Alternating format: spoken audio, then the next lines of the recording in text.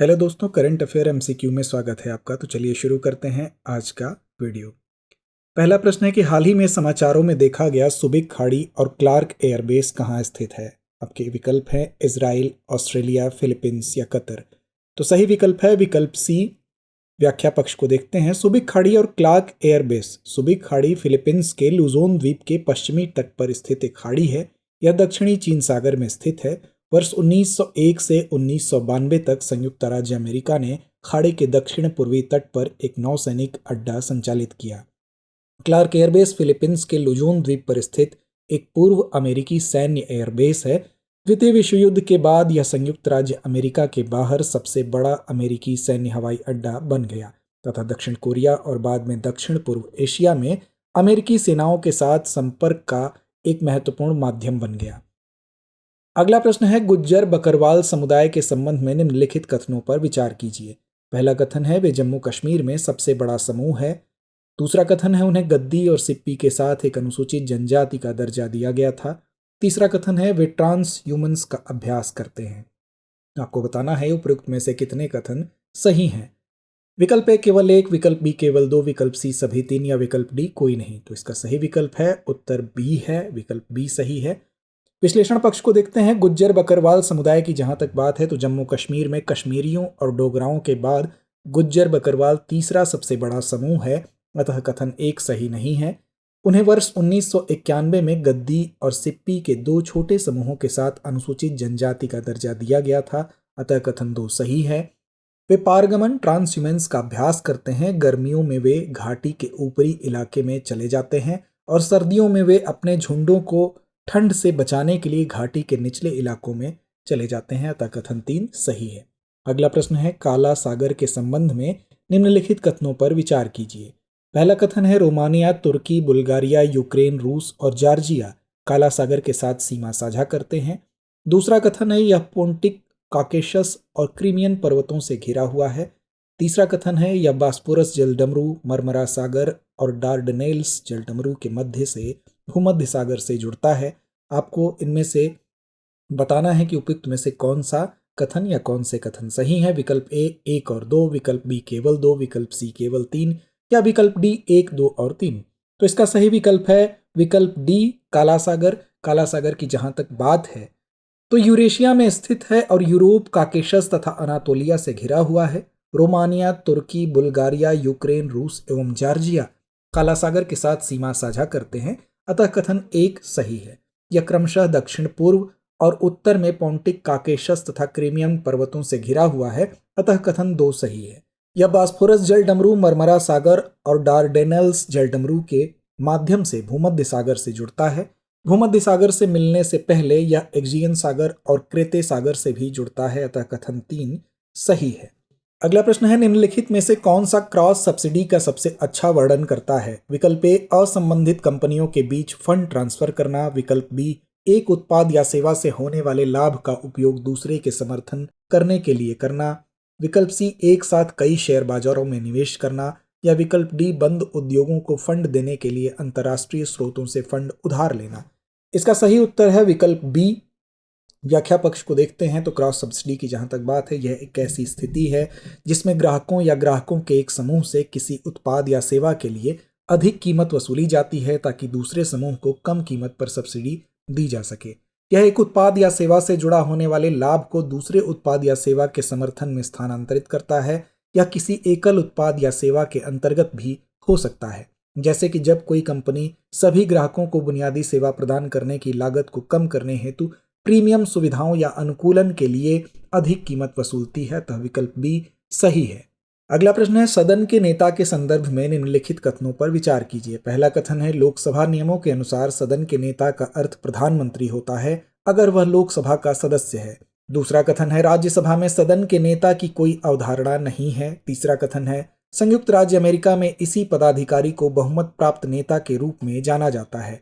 उपयुक्त में से कौन सा या से कथन सही है या है। आपके सामने विकल्प है केवल एक, बी केवल दो और तीन, विकल्प सी केवल एक और तीन या विकल्प डी एक, दो और तीन। तो इसका सही विकल्प है विकल्प सी एक और तीन। लोकसभा नियमों के अनुसार सदन के नेता का अर्थ प्रधानमंत्री है यदि वह लोकसभा का सदस्य है या कोई मंत्री जो लोकसभा का सदस्य है और जिसे सदन के नेता के रूप में कार्य करने के लिए प्रधानमंत्री द्वारा नामित किया गया है। अतः कथन एक सही है। राज्यसभा में एक सदन का नेता भी होता है, वह एक मंत्री और राज्यसभा का सदस्य होता है तथा उसे प्रधानमंत्री द्वारा इस तरह कार्य करने के लिए नामित किया जाता है। अतः कथन 2 सही नहीं है। संयुक्त राज्य अमेरिका में इसी पदाधिकारी को बहुमत प्राप्त नेता के रूप में जाना जाता है। अतः कथन 3 सही है। अगला प्रश्न है, आरबीआई द्वारा सरकार को अधिशेष हस्तांतरण के संबंध में निम्नलिखित कथनों पर विचार कीजिए। पहला कथन है, आर्थिक पूंजी ढांचे ईसीएफ ने यह निर्धारित करने के लिए एक विधि तैयार की कि केंद्रीय बैंक को सरकार को कितना अधिशेष हस्तांतरित करना चाहिए। दूसरा कथन है, लेखांकन की दृष्टि से अधिशेष हस्तांतरण आरबीआई बैलेंस शीट के आकार को नकारात्मक रूप से प्रभावित करता है। दिए गए कूट का उपयोग करके सही उत्तर चुनना है।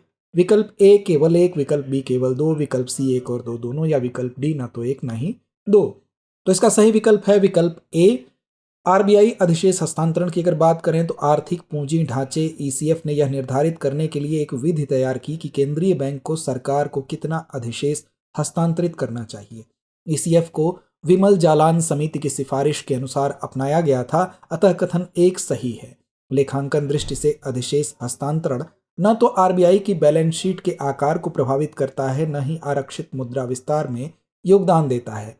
बैलेंस शीट का आकार अपरिवर्तित रहता है क्योंकि अवितरित लाभ जो आरबीआई की अन्य देनदारियों का एक हिस्सा है कम हो जाता है। साथ ही आरबीआई के साथ केंद्र सरकार का बैलेंस बढ़ जाता है जो एक दूसरे की भरपाई करता है। अतः कथन 2 सही नहीं है। अगला प्रश्न है, business reforms action plan BRAP के संदर्भ में निम्नलिखित कथनों पर विचार कीजिए। पहला कथन है, इसे सूक्ष्म लघु और मध्यम उद्यम मंत्रालय द्वारा जारी किया जाता है। दूसरा कथन है, यह व्यापार सुधारों में उनके प्रदर्शन के आधार पर राज्यों का आकलन करने की प्रणाली के माध्यम से स्वस्थ प्रतिस्पर्धा का तत्व पेश करता है। तीसरा कथन है, राज्य केंद्र शासित प्रदेशों का आकलन करने का उद्देश्य व्यापार करने में आसानी को बढ़ाने के लिए राज्यों केंद्र शासित प्रदेशों के बीच एक पदानुक्रम बनाना है। उपर्युक्त में से कौन सा या कौन से कथन सही हैं? विकल्प ए केवल 1 और 2, विकल्प बी केवल 2, विकल्प सी केवल 3 या विकल्प डी 1, 2 और 3। इसका सही है उत्तर विकल्प बी। व्याख्या पक्ष को देखते हैं तो वाणिज्य और उद्योग मंत्रालय के तहत उद्योग एवं आंतरिक व्यापार संवर्धन विभाग DPIIT द्वारा business reforms action plan BRAP जारी की जाती है। तक कथन 1 सही नहीं है। यह व्यापार सुधारों में उनके प्रदर्शन के आधार पर राज्यों का आकलन करने की प्रणाली के माध्यम से स्वस्थ प्रतिस्पर्धा का एक तत्व प्रस्तुत करता है। अतः कथन 2 सही है। राज्यों केंद्र शासित प्रदेशों का मूल्यांकन करने का उद्देश्य राज्यों या केंद्र शासित प्रदेशों के बीच पदानुक्रम बनाना नहीं है, बल्कि एक सक्षम ढांचा बनाना है। इसमें राज्यों या केंद्र शासित प्रदेशों के बीच अध्ययन को साझा किया जा सके, जिससे देश भर में अच्छे अभ्यासों का प्रसार हो सके। अतः कथन 3 सही नहीं है। सही विकल्प आपका विकल्प बी है। अगला प्रश्न है, निम्न पर विचार कीजिए। पहला है ऋण पर अर्जित ब्याज, दूसरा भारतीय रिजर्व बैंक के अधिशेष से स्थानांतरण, तीसरा संचार सेवा शुल्क, चौथा संपत्ति कर। उपर्युक्त में से कौन गैर कर राजस्व के घटक हैं? विकल्प ए केवल 1, 2, 3, विकल्प बी केवल 2 और 3, विकल्प सी 1, 3 और 4 या विकल्प डी 1, 2, 3 और 4। तो इसका सही विकल्प है उत्तर ए केवल 1, 2 और 3। गैर कर राजस्व की जहां तक बात है तो गैर कर राजस्व से तात्पर्य करों के अलावा अन्य स्रोतों से अर्जित आय है। गैर कर राजस्व के घटक हैं ब्याज, इसमें गैर नियोजित परियोजनाओं, 20 वर्ष की परिपक्वता अवधि वाली नियोजित परियोजनाओं के लिए राज्यों और केंद्र शासित प्रदेशों को दिए गए ऋणों पर अर्जित ब्याज शामिल हैं। लाभांश और लाभ, इसमें भारतीय रिजर्व बैंक के अधिशेष लाभांश और सार्वजनिक क्षेत्र के उद्यमों से लाभ का हस्तांतरण शामिल है। संचार सेवा शुल्क की जहां तक बात है, इसमें दूर संचार ऑपरेटरों द्वारा स्पेक्ट्रम उपयोग के लिए दूर संचार विभाग को भुगतान किया जाने वाला लाइसेंस शुल्क शामिल है। संपत्ति कर सरकार के कर राजस्व का एक हिस्सा है। अतः विकल्प ए सही है। अगला प्रश्न है, SEHER यानी शहर कार्यक्रम के संबंध में निम्नलिखित कथनों पर विचार कीजिए। पहला कथन, यूनेस्को और महिला एवं बाल विकास मंत्रालय ने शहर कार्यक्रम शुरू किया है। इसमें महिलाओं को व्यवसाय विकास और रोजगार सृजन के लिए आवश्यक वित्तीय साधनों तक पहुंच प्रदान करने में मदद मिलने की उम्मीद है। नीचे दिए गए कूट से सही उत्तर का चयन करना है। आपके सामने विकल्प है केवल 1, केवल 2, 1 और 2 दोनों, या तो ना तो 1 नहीं 2। तो इसका सही विकल्प है उत्तर बी केवल 2। व्याख्या पक्ष को देखते हैं तो शहर कार्यक्रम महिला उद्यमिता मंच और ट्रांस यूनियन ने भारत में महिला उद्यमियों को सशक्त बनाने के लिए शहर कार्यक्रम शुरू किया, अतः कथन एक सही नहीं है। यह महिला उद्यमियों के बीच वित्तीय साक्षरता और व्यावसायिक कौशल को बढ़ाने के लिए डिजाइन किया गया एक व्यापक ऋण शिक्षा कार्यक्रम है।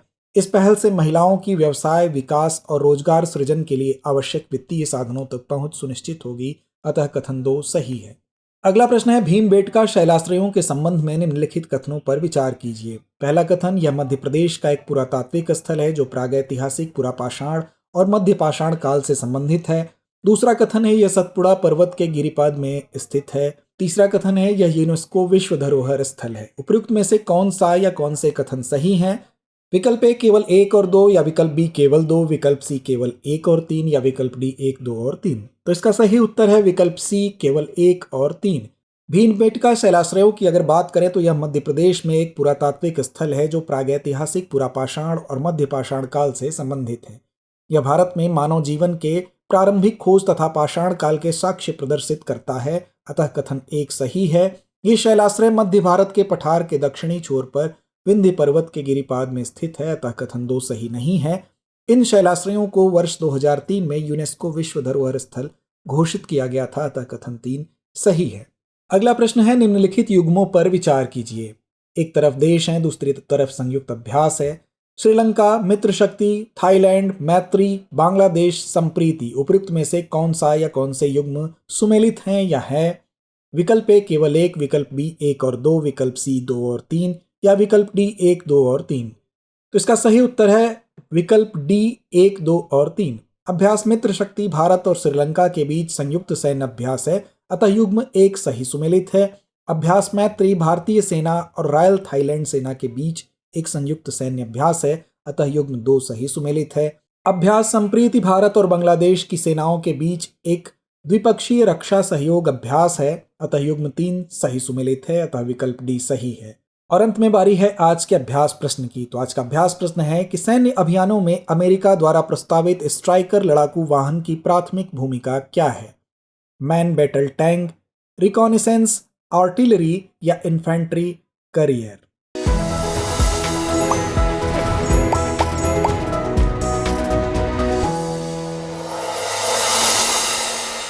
डियर व्यूअर्स, अपने एग्जाम की तैयारी को और बेहतर करने के लिए हमारे चैनल को लाइक, शेयर और सब्सक्राइब करना न भूलें।